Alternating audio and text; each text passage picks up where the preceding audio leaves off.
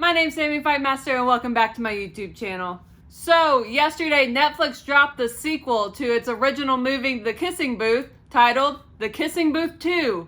Original title, isn't it? Anyways, this sequel has been highly anticipated for a while now, and honestly, I've been looking forward to it. And that's probably because, in my opinion, The Kissing Booth and To All the Boys I Loved Before came out in the same year, but I like The Kissing Booth better.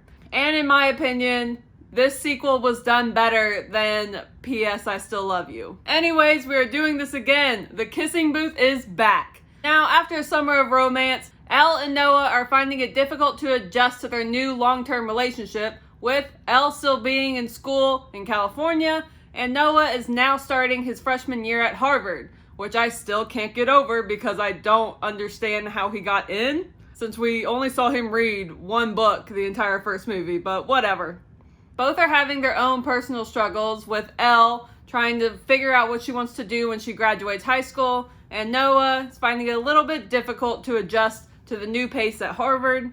And those struggles are putting a strain on the relationship, obviously, on top of the already thousands of miles in between them. And to make matters worse, there is a new boy at school with Elle who has a little bit of chemistry with her. And honestly, this guy looks way too much like Noah. Like, it's a little freaky.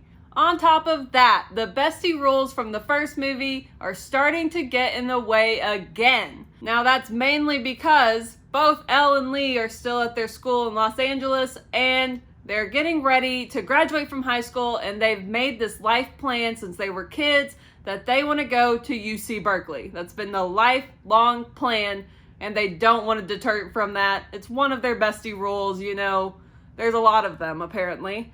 But Elle is starting to think maybe she doesn't want to go to Berkeley. Maybe it's time to break that rule. Maybe she wants to go to Boston and be with Noah. Maybe she doesn't. And that starts to cause some issues between Elle and Lee and Elle and Noah. There's a lot happening in this movie. This movie is definitely more like thought-provoking than the first movie. The first movie was more like young love, butterflies, oh, you're fighting with your friend. This is more like we're trying to figure out the rest of our lives. This is some intense stuff. So it does have a different feel to it than the first movie did.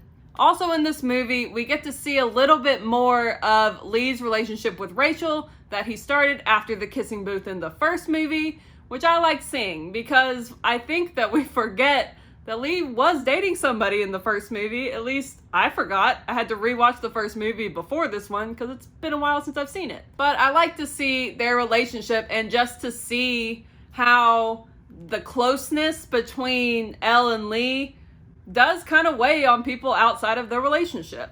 So you got to see how Lee's girlfriend deals with that, deals with how close that they are. I mean, it is your typical teen drama where a lot of the issues come from nobody communicating.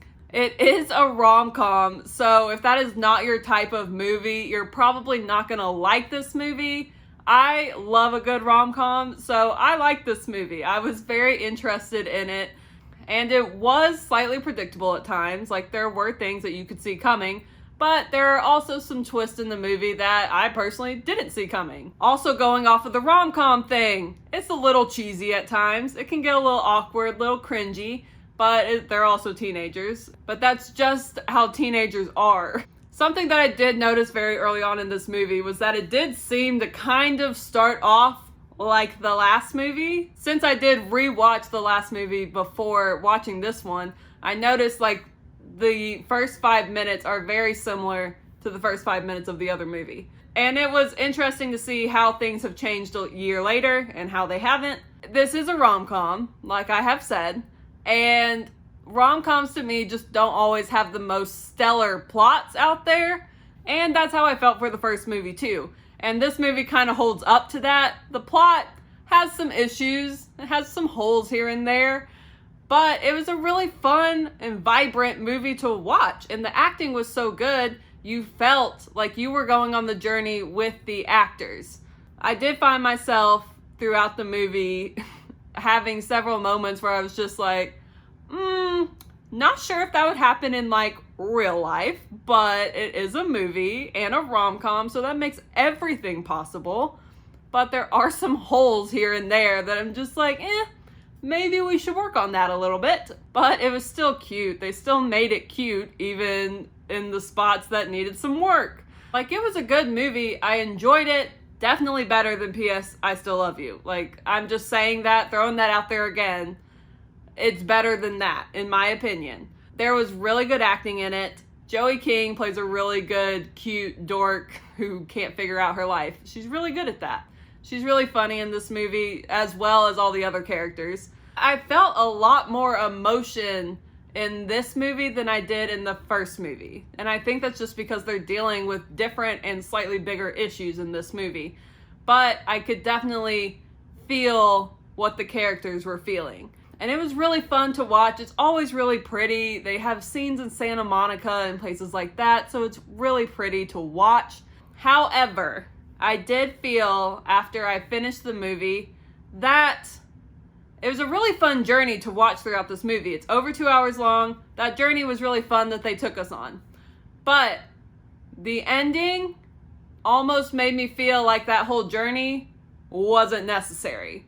And so the ending was not the best. I did not like the ending of this movie. It did possibly maybe leave off to do a third movie. I don't know if I would recommend doing a third movie, but they did leave the option, I guess.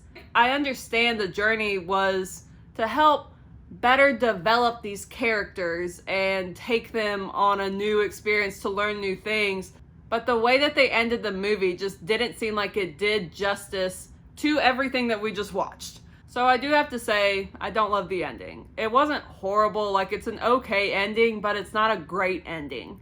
Now, with all of that being said, I'm going to give this movie 4 stars because it was a really enjoyable movie to watch. There were some plot holes here and there that I think needed to be worked on, and I really didn't care for the ending, like at all.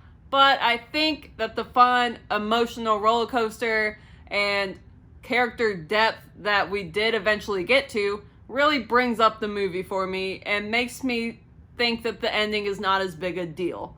Overall, I thought that this movie was really cute. It was really fun to watch. I know I've said that a lot. It's really pretty. The acting's great. Definitely suggest watching it to form your own opinion, especially if you've already seen the first movie. So, you may have noticed I've started doing some spoiler videos for certain shows and movies after I do a non-spoiler review, but I'm not really planning on doing one for this. So, if you want me to do one, I'll do one. Just let me know. But I don't think that there's a whole lot of spoiler things to talk about.